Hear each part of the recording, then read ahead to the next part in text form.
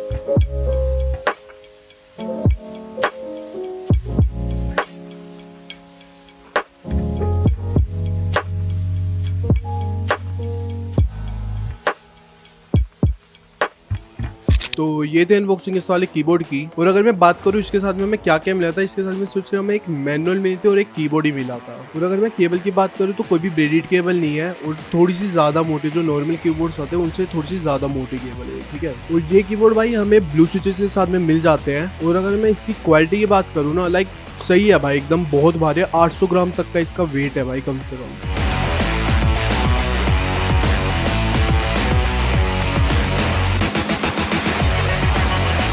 तो ये था रिव्यू इस वाले कीबोर्ड का। अगर आपको वीडियो पसंद आई तो सब्सक्राइब कर लेना। तो अब मैं आपसे मिलूंगा अगली एक न्यू वीडियो में, तो अभी के लिए गुड बाय।